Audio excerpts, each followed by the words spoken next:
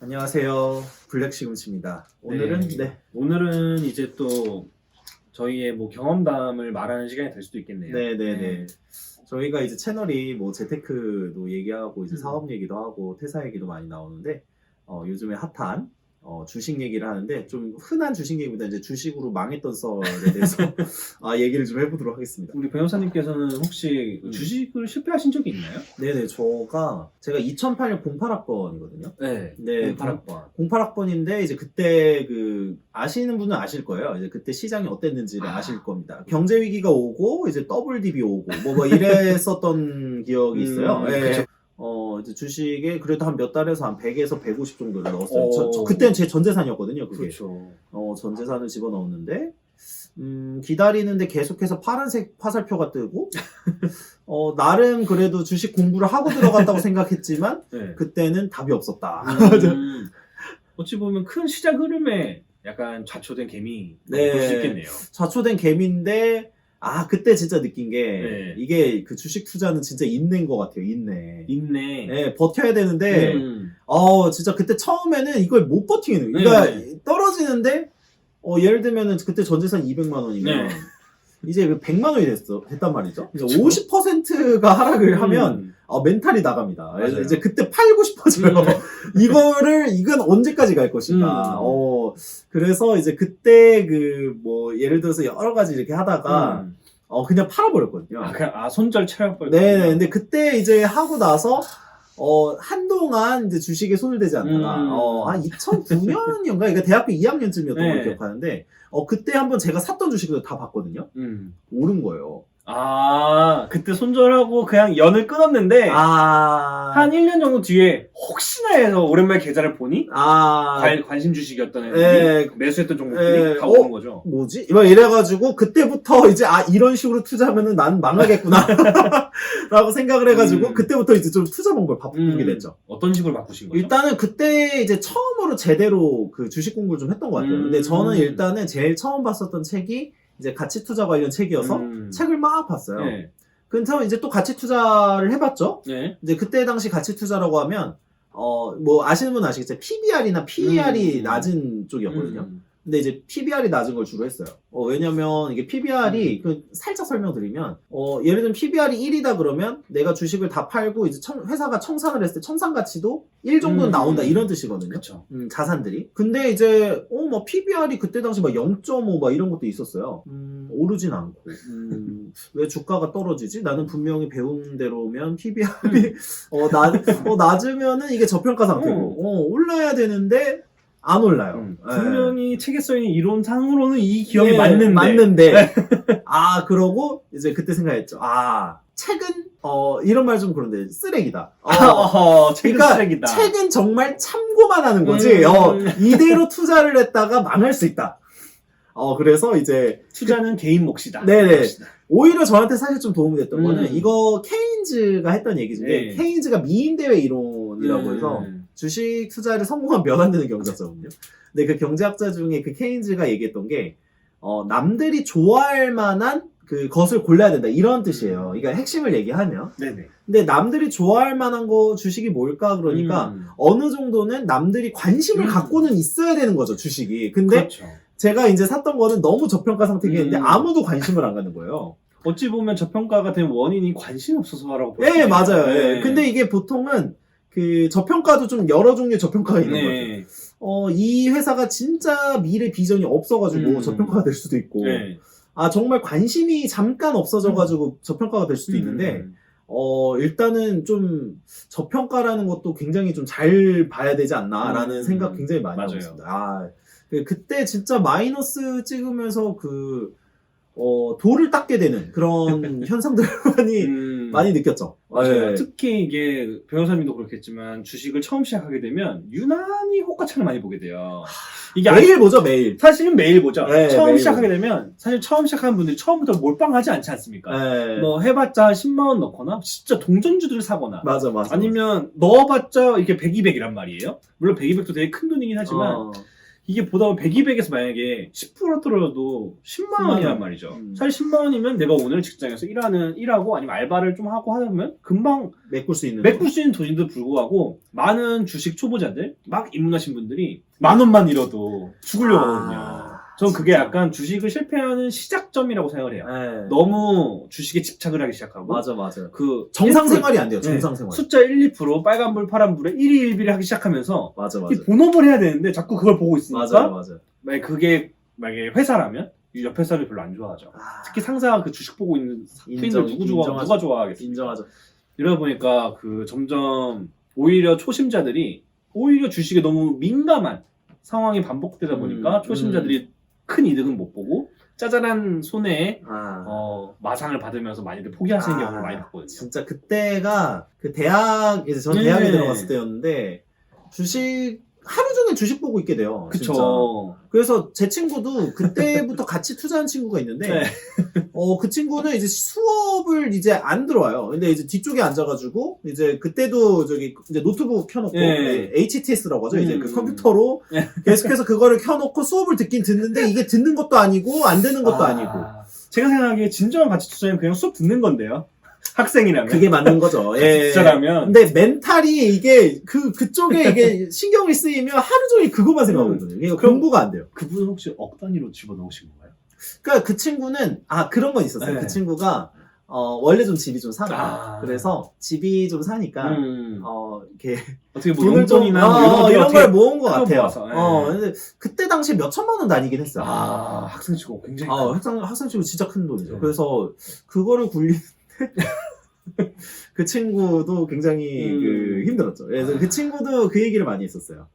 자기는 분명히 처음에 그 주식책을 딱 접한 게 어떤 책이었냐? 차트 책이었거든요. 또 차트 투자. 차트 투자. 이제 데이 트레이딩이라고 하죠. 근데 이제 이거를 했는데 어떤 책에서 보니까 이걸로 잘하던데 왜 나는 계속해서 마이너스가 찍히느냐. 그래가지고 그 친구는 자기는 그쪽에 재능이 없는 것 같다면서 포기를 결국 하고 업종을 아예 다른 걸로 갔습니다. 한창 관심이 있다가 그래서 그때도 확실히 느낀 게 투자라는 게 이게 답이 없다. 그러니까 책대로 하는 거는 사실 따라 할 수도 없고 그 사람은 아마 버셨을 거예요. 아마 거짓말 하신 게 아니라면. 근데 이거를 본다고 해서 내 투자 실력이 느는 것도 아니고 맞아요. 계속 마이너스 찍고 하다가 근데 이게 책을 볼 거면 이게 무서운 게 뭐냐면 초반에는 책 한 권만 보잖아요. 그러면 그 책 한 권이 소위 말하는 바이블이 되잖아요. 그 세상이 되죠. 네, 세상이 돼. 이거 나는 분명히 이 이론대로 다 투자를 했는데 안 돼. 뭐지? 이런 상황이 계속 오는 거죠. 맞아. 아까 말씀해 주신 것처럼 책은 정말 그냥 참고서처럼만 생각하시면 좋을 것 같아요. 왜냐면 책이 아마 쓰여진 그 연도를 봐도 이해가 되실 거예요. 네, 맞아요. 1970년도에 지어졌다. 그럼 그 상황과 지금이 너무나 다르기 때문에 이거는 어떤 그런 기업을 평가하거나 아니면 차트를 평가하는 그런 참고가 되어야 하지 70년대 상황을 우리 지금 현재 상황에 적용할 수는 없는 것처럼 맞아요. 참고서가 돼야 될 것 같습니다. 그리고 그 이론을 똑같이 한다고 하더라도 그러니까 제가 아시는 분 중에서도 전업 트레이더이신 분이 있는데 그분도 되게 잘하시는 분이에요. 그래서 되게 돈도 많이 버셨는데 제가 따라하려고 해도 그 얘기를 듣고 따라하려고 해도 안 돼요. 그리고 사실 그분은 전업 트레이더지만 저는 본업이 있는데 그쵸. 그 본업을 하면서 그렇게 할 수도 없어요. 그치. 그러니까 이게 답이 없더라고요. 그러니까 결국에는 나한테 좀 맞는 투자법을 만들어야 된다라는 게 답이 없고 그래서 이제 초반에 이제 혹독한 실패를 경험하면서 그나마 나한테 맞는 게 이런 쪽이구나라는 거는 알게 된 게 몇 개 있죠. 저 같은 경우는 뭐 실패를 경험하면서 그래도 주식은 그거라고 생각해야 될 것 같아요. 만약 주식을 내가 해서 재테크를 해내겠다라는 마음이 있으신 분은 초반에 지금 변호사님께서 말씀해 주신 것처럼 자기에게 맞는 패턴이 있거든요. 주식을 어떻게 투자를 하고 어떤 식으로 묶여둘 것인지 아니면 데이 트레이딩을 할 것인지 이거를 약간 자기를 위해서 쓰는 나름대로 강의비라고 생각을 해야지 초반에 막 마이너스가 뜬다고 해서 벌써 막 겁먹고 막 빨리 포기를 하고 그런 것보다는 오히려 좀 어느 정도 기준선은 정했으면 좋겠어요. 내가 그래도 한 100만 원 정도는 수업료로 생각을 하고 나에게 맞는 그 주식 투자 방법을 배우겠다. 100만 원 정도 내가 손실을 보더라도 여기 이런저런 시도를 해보겠다라는 마인드로 주식을 접근하는 게 좋을 것 같고 맞습니다. 그리고 한 가지 제가 실패했던 경험으로는 저는 사랑에 빠지는 게 큰 것 같아요. 제가 원래 어디에 급하게 빠져버리는 그런 성향이 있는 사람이라서 어떤 종목에도 크게 한번 빠졌었죠. 혹시 그냥 예. 어떤 업종인지만. 네. 코인 시장이 광풍일 때 그래픽 카드 업종이었습니다. 근데 저는 그걸 코인이라고 연관을 많이 짓기보다는 그래도 우리나라 우리나라 굴지의 기업이다. 이건 진짜 힘이 있는 기업이다. 그리고 앞으로 게임 시장도 점점 커질 거고 그래픽이 점점 좋아지잖아요. 그 돌리려는 소비자들이 수요가 많을 것이다. 그래서 제가 그때 용산 근처에 살았거든요. 그 용산 근처에 보면 그 회사 이름이 적힌 그런 카드들이 많아. 그러다 보니까 이거는 됐다. 이거는 코인 열풍을 타서 더 날아오를 거다. 라는 생각으로 사랑에 빠지는 바람에 제가 그 테마인 걸 모르고 들어가는 바람에 테마주였군요. 네, 사실 그 코인 테마주였는데 끝까지 오를 줄 알았지만 고점에서 사가지고 마이너스가 거의 50% 됐어요. 역시 저도 50% 됐다가 그래서 근데 거기서 중요한 점은 힌트를 줬어. 보통 사랑에 빠지면 하는 문제가 힌트를 줘도 거부를 해요. 자기 스스로 본능이. 아니야 이거는 이렇게 떨어질 종목이 아니야. 사랑에 빠졌으니까. 네. 이거는 분명히 더 오를 거야. 조금만 있으면 더 오를 거야. 지금은 아름다운 조정이다. 그렇죠. 떨어지면 아름다운 조정이고 올라가면 역시 이렇게 되는 거죠. 하지만 그 아름다운 조정이 너무 길었고 그 긴 와중에 제가 빨리 헤어졌어야 되는데 빨리 손을 놔줬어야 되는데 손을 잡고 있는 바람에 사실 여기서 저는 또 패착이라고 생각하는 게 물을 탔어요. 또 그 종목을 사면 물을 타거든요. 지금 떨어졌다 사야지. 떨어질 때마다 한 주씩 계속 사는 거예요. 떨어질 때마다. 이게 진짜 사실 어려운 게 어떤 분들은 물 타지 말라 그러고 어떤 분들은 너가 이 주식에 확신이 있으면 오히려 저점에서 사면 더 좋은 거 아니냐. 맞아. 답이 없어요. 어차피 답이 없어요. 결국에는 정말 솔직하게 생각해보면 결과론인 것 같아요. 결과론일 수도 있고 운일 수도 있어요.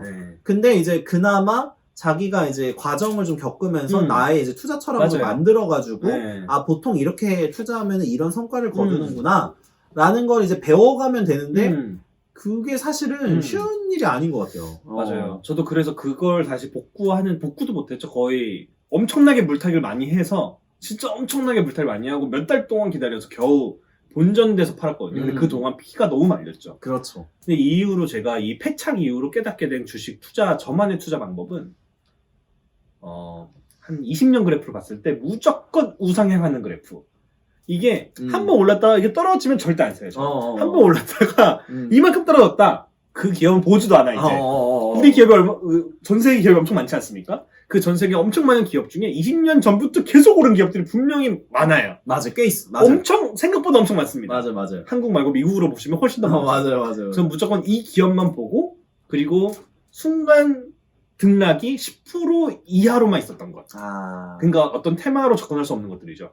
어떤 테마로 인해서 갑자기 막 급등을 한 경험이 없는 것, 급락을 한 경험이 없는 것 찾고 있고, 그리고 가장 확실한 건 저는 시가총액 12 이하의 초거대 우량 기업, 글로벌 공룡들을 위주로 저는 지금 투자를 하고 있는데, 지금 같은 경우는 사실 시기가 너무 좋았죠.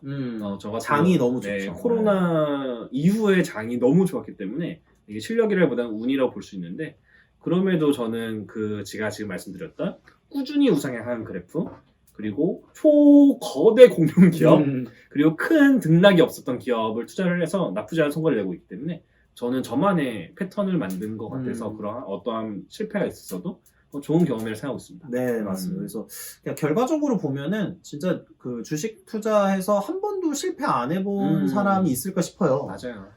저도 당연히 그렇게 해봤기 때문에. 근데 그 과정에서 조금 배우는 게 있으면 좋지 않은가라고 생각을 좀 해보게 되더라고요. 맞아요. 모든 사업이든 재테크든 공부든 인간관계든 어떤 것이든 실패를 통해서 성장하는 거잖아요. 그렇죠. 그런 마인드가 있다면 아무리 실패를 하더라도 긍정적 마인드로 잘 버텨나가는 삶을 살았으면 좋겠습니다. 네, 맞습니다. 그래서 오늘은 주식설은 여기까지 하겠고요. 네, 시청해주셔서 감사합니다.